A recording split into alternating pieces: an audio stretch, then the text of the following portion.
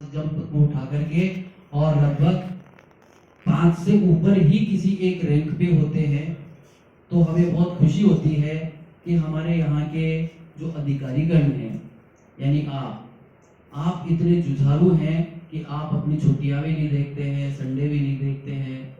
जब फोन हम करते हैं, कोई भी ब्लॉक से, स्कूल से किसी का भी फोन आता है, तो आप अपनी स्थिति को अच्छी तरह से जानते हैं। मैं भी मेरी स्थिति को जानता हूँ कि हमें अलग होकर के थोड़ा सा कार्य करना पड़ता है।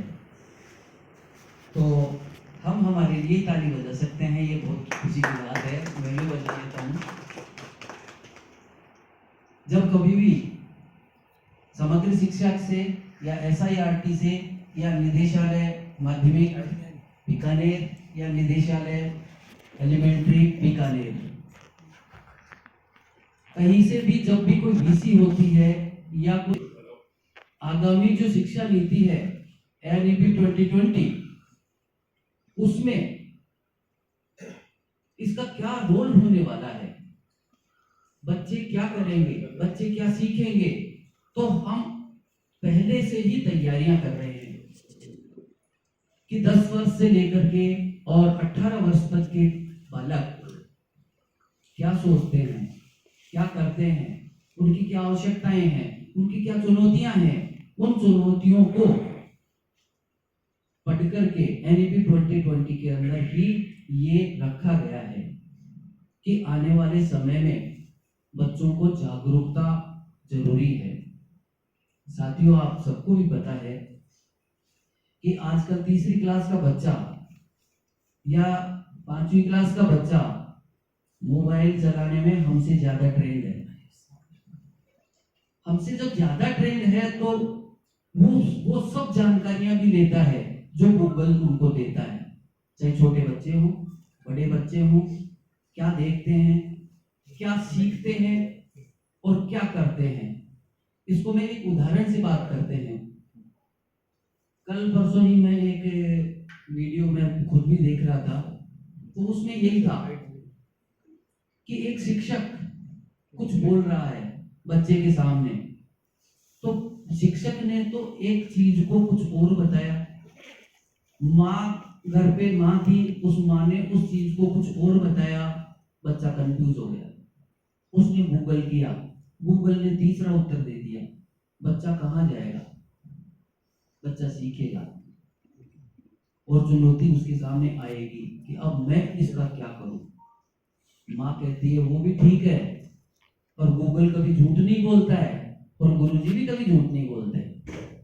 बच्चा कंफ्यूज हो गया और उस कंफ्यूजन की वजह से ही उसके दिमाग में स्ट्रेस पैदा हो गया, और स्ट्रेस पैदा होते ही उसकी एक्टिविटी चेंज हो गई। और एक्टिविटी चेंज, मैंने एक छोटा सा उदाहरण लिया है। जीवन में हर पल हमारे सामने, बच्चे के सामने चुनौतियां आती हैं और उन चुनौतियों का उत्तर हम ढूंढते हैं, चाहे वो भाषा से संबंधित चुनौतियां हों, चाहे वो लैंगिक समता के कारण हो। कोई बड़ा है, कोई छोटा है, किसी इसके बाल लंबे हैं, इसके छोटे हैं, मैं तो मोटा हो गया, वो पतला रह गया। वो देखिए, बच्चा सोचता है ये सारी चीजें। हम बड़े हैं, हम नहीं सोचते हैं ये सारी चीजें, बच्चा जरूर सोचता है। सब चुनौतियों को वो अपने मन ही मन में हल करता रहता है, किसी को कह नहीं पाता है। चुनौतियां हर पल उसके सामने आती रहती हैं। उन चुनौतियों को समझ करके उनका असर नमस्ते आगे आ जाइए सर, वेलकम। पढ़ करके उसको कम करने का प्रयास है। उसकी समस्त चुनौतियों को हल नहीं कर सकते हम, हमें भी यही बताया गया है।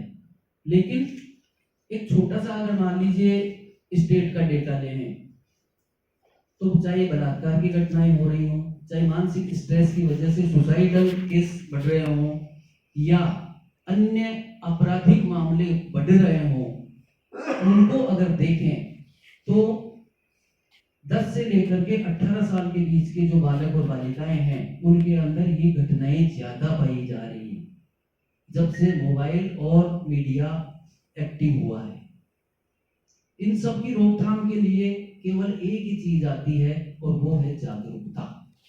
और उस जागरूकता के लिए ही school health and wellness programme, छोटे शब्दों में अगर अपन सोचे ना सर, तो वो यही है कि school health and wellness programme school के माध्यम से बच्चों के अंदर भरी जाने वाली जागरूकता है।